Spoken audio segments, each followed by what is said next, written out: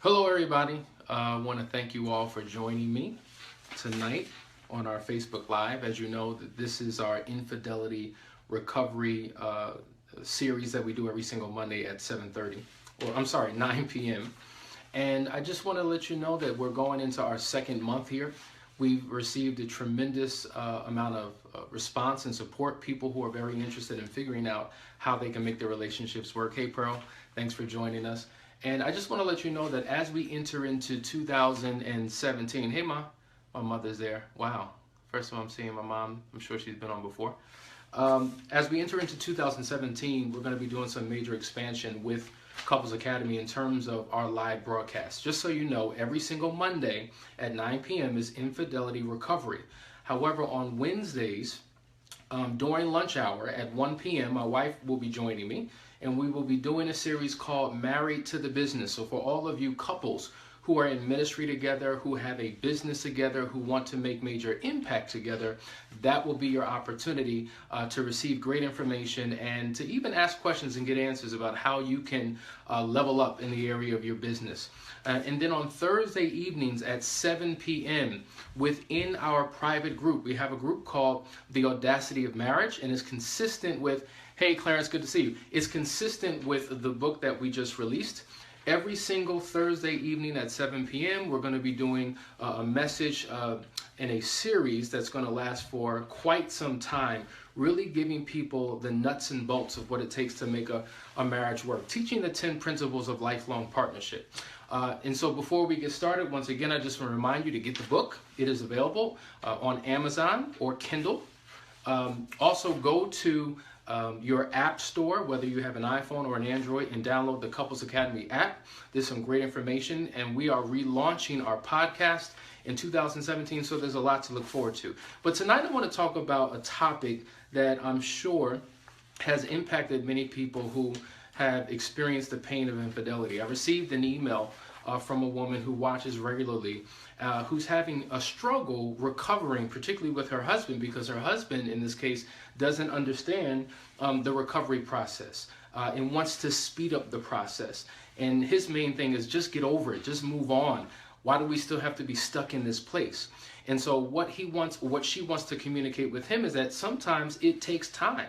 That you can't cook certain things in a microwave and expect it to come out good. Some things have to simmer over the course of time. Some things you've got to boil. Some things are a slow process. And if you are respectful of that process, then both partners can come out and win. It becomes mutually beneficial. But as long as someone's trying to race the other partner through this process, you both lose. And so tonight I kind of want to talk about what some of the long-term effects are for couples who don't receive the help that they need. I give this analogy all the time, that if any of you have ever been on a plane before, you know that when a plane lifts off of the ground, 90% of that journey, 90% is off course, meaning it's going in the wrong direction, and that the only way that it's able to get to its final destination is that there's a radar system or a inside the cockpit that's constantly guiding that plane to get from point A to point B. That is the only way that a plane can get there. Likewise, when you're working with a professional or you're seeking some type of help or you belong to a community of like-minded individuals that are on the path to recovery, they in essence become that radar system for you. So in essence, you're not doing it on your own. Now, how many of you could get in a cockpit and fly a plane? Very few of you. You will crash and burn. And oftentimes our efforts are just like that. When we're trying to recover on our own, when we're trying to make our relationships better on our own, many of us crash and burn. And for those that stay together, and overwhelmingly, when an affair has taken place in a marriage, most couples stay together. So it's not the affair that in essence breaks the marriage, is how either or both partners refuse to show up after the affair has been discovered. And oftentimes this can be a long, drawn out, painful process when we refuse to get the help that we need. And so oftentimes what a partner goes through is what we would call a form of loss, a grieving process. So just as someone may lose a family member or lose an animal or lose a significant relationship permanently, there is a loss that takes place within the realm of your relationship.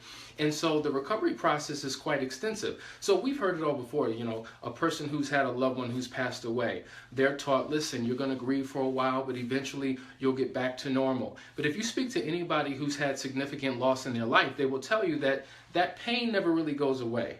That feeling, they never truly get over it. It never just gets better.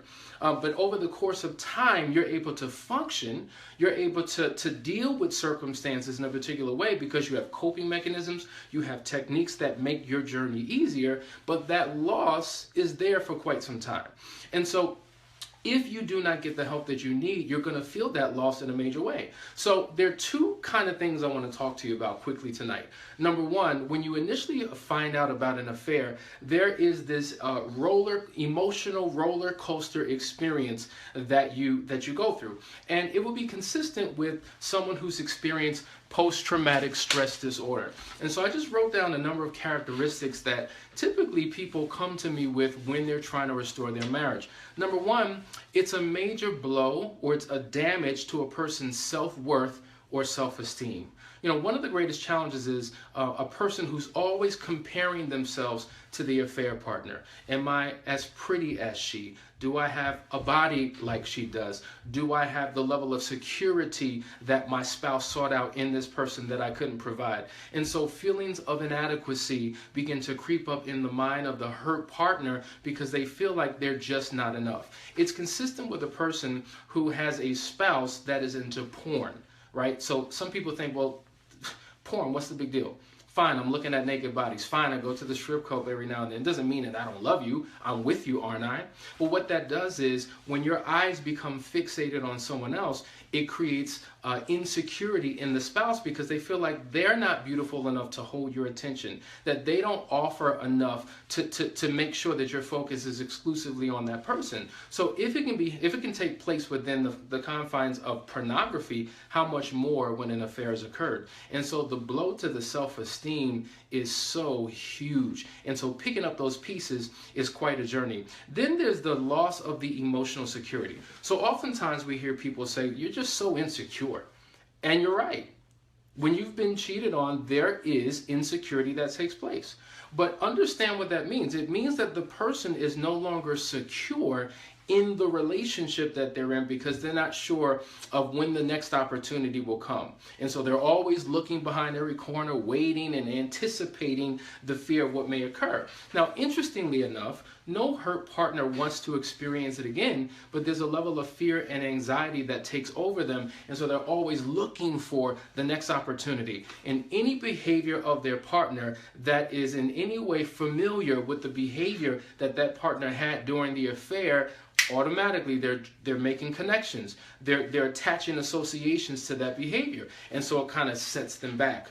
And so ultimately what I'm saying is the hurt partner needs to receive a level of support from the unfaithful partner as they go through this journey. I remember, and I share this story every now and then, I was on the Bill Cunningham show a couple years ago, and there we are. I'm the media expert, and we're dealing with infidelity. And there's a gentleman who's saying to his girlfriend on stage, "Why don't you just get over it? I apologized, all right? Get over it." And so I gave him the example. I said, if I ball up a fist and I punch you dead in your face and knock you on the ground, right? You're going to experience physical pain. Now, that pain may last for 2 hours to possibly 2 days, depending upon how hard I hit you. But eventually, you'll get over it. But when you have had certain things take place within the realm of your relationship, there is an emotional pain that occurs, and that can take 2 months to 2 years. Statistically would say that it takes an upwards of 2 years for all of the pain to truly go away and for you to begin your journey all over again. Now, that is when you're not receiving the help that you need. If you're getting the help that you need, many couples have been able to recover much sooner than that. But it requires that you be intentional in your efforts. But the point that I was making to him is you just can't get over it. It's not that simple. And the journey that you're experiencing is different than the journey that your spouse is experiencing. And so there's got to be a level of understanding and compassion and support that you provide your partner as they go through this journey. In terms of the emotional roller coaster or the emotional scale, right? We talk about the intensity of emotions. It can go anywhere from deep sadness, a person who's just very melancholy. They're always sad. They're always down. Their favorite color is blue. They almost have, just a negative disposition. They can be very cynical. They can be very pessimistic. They see the glass as half empty instead of half full. That becomes the paradigm by which they view all situations in life, because they haven't been able to properly pick up the pieces and recover from the affair. So the affair, even though it happened within the realm of their marriage, it impacts every area of their life. How they interact with their family, how they interact with their friends, how they show up for work, how they serve in ministry. So it takes more than just relational restoration to fix a person. There is that personal recovery process that a person must go through as well. And when they do that, then therefore healing comes to all relationships. And then there are those that are just depressed. And one thing about depression, when you're depressed, you just don't feel like doing anything.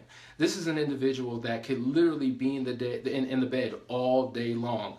There's no passion, there's no desire to do anything. You just rather just sleep your life away. And so this is a very, very, very crucial experience that many people experience if they're not getting the help that they need.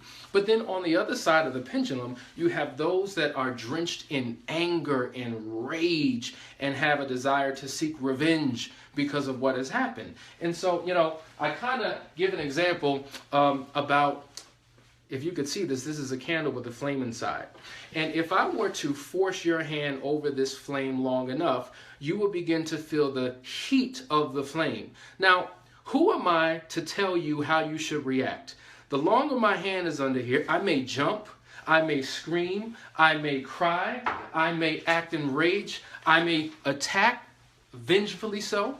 It's going to manifest in different ways depending upon who the person is. And so there's no way that you can legislate what somebody goes through. But whatever they are going through, there is a path of recovery to get them out of that. And so whether you're on the side of sadness and depression, or whether you're in rage and anger, there's a process to bring you, in essence, closer to the middle so that you can continue your journey of recovery. But another thing that individuals struggle with when there is infidelity in a relationship is just the fear, right? The fear of the unknown. The fear of, if I open up my heart and attempt to trust you again, I'm just not sure if I'm going to be hurt. I'm not sure if we're going to wind up in this same situation. And so as a result of that, I'm going to put up these walls, because these walls are protecting me, in my mind, from the inevitable, what is bound to happen again. And so there's a whole lot of anxiety, when it comes to interacting with not only my partner, but trusting anyone.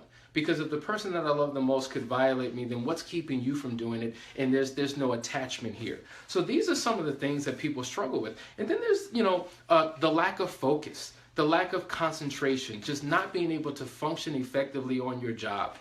And so all of a sudden, your coworkers and your boss and your supervisor, they're noticing that there's just something different about you. There's just a different energy. There's a different disposition that you're displaying. Is anything going on at home? And so what happens at home spills into your professional life. In terms of focus, think about it. The word focus, it's an acronym. It means to follow one course until successful. And what we have found is that people who lose a sense of focus, they become scatterbrained. The Bible even talks about not to be like the double-minded man, unstable in all of his ways. And there's instability, at least emotional instability, when you lack a sense of direction and focus and a chief aim for your life. Also, there's a sense of withdrawing from family, from friends, no longer socializing and entering into certain environments that were once healthy for you. You just really want to just get alone in your own space to sulk. And oftentimes that is not the best place for you. Now, I don't believe in living life by distraction. So let me just get distracted so I don't have to focus on all the negativity that's going on in my heart and my mind. I believe in living life by design, not by distraction. But you, by design, want to become social, want to become active, want to interact with others, want to have a new lease on life, because it helps you in your recovery process. It lets you know that every day is not a sad day. Every day is every day is not cloudy and it's raining every day. There's sunshine and there's hope for a new day. And that new day, that new day just doesn't mean a 24-hour day, but a new season in your particular relationship. Now, other things, other post-traumatic stress disorder symptoms that people feel, it's just a feeling of hopelessness.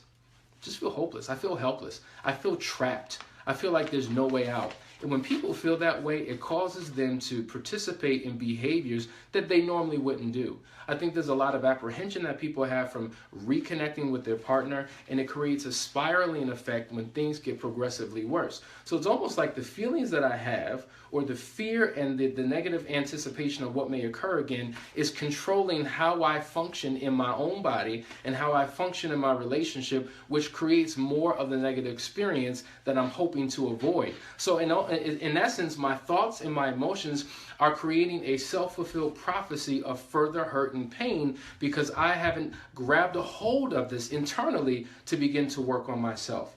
But then there's also physical effects. Like a lot of people just have no energy. They're always fatigued. Some people get very sick. It impacts your sleeping patterns. You just can't sleep, or you can't sleep for too long.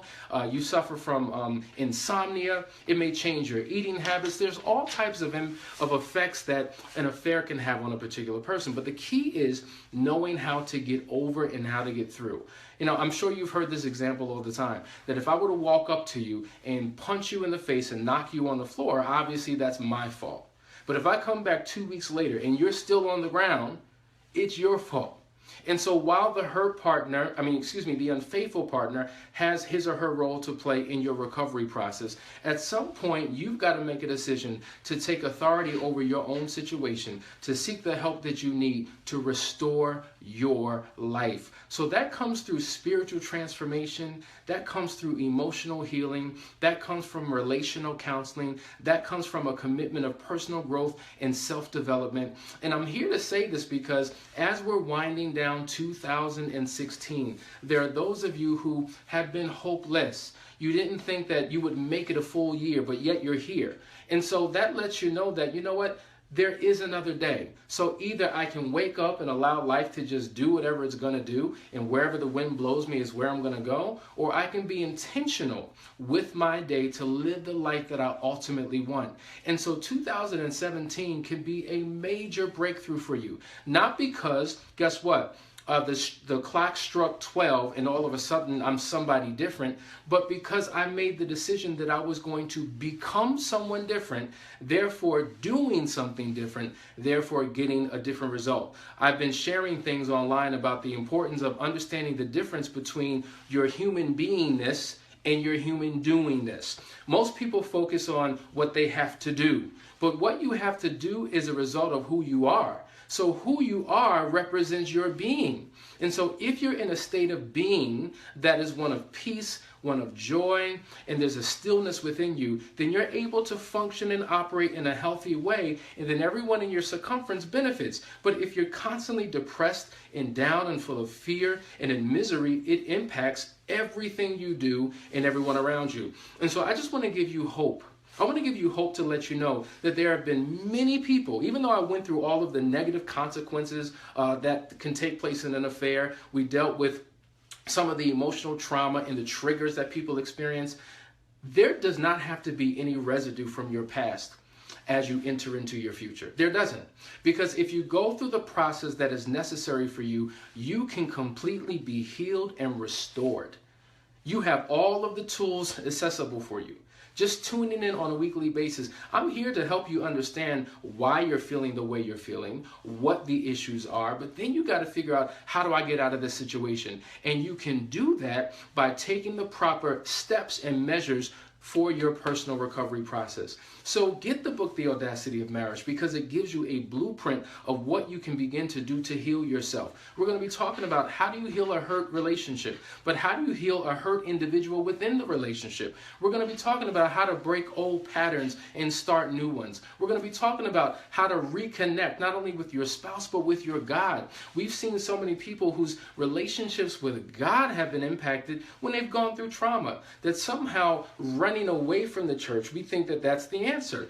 And so we don't go to church anymore, maybe because of fear, or maybe because of shame or humility, whatever the case may be. But I'm here to let you know that you can have a brand new year if you are intentional about what it is that you want to do. And healing is just a decision away. All you have to do is decide. You may not know the how, but all you need to have is a strong enough why. Because if you have a strong enough why for what you want, you can endure any how that may come your way. And so things become less complicated, less of a struggle, less hard when you have a strong burning desire for what it is that you want. So if you want your own personal healing, if you want relational recovery, if you want a new lease on life, if you want 2017 to be the best year you've ever had, if you want to fulfill purpose and destiny for your life, understand that you are not your past. You are not what happened to you. You are not a victim. You are a victor. And all you have to do is have a strong belief. And all you have to do is surround yourself with the right people to be in the right environment. We call it a system of support and accountability that will help you get from where you are and catapult you to where you want to be. So listen, I encourage you to continue to tune in, continue to read, continue to search, continue to seek, continue to research. Whatever you have to do to get what you want, if you have a strong enough desire for it,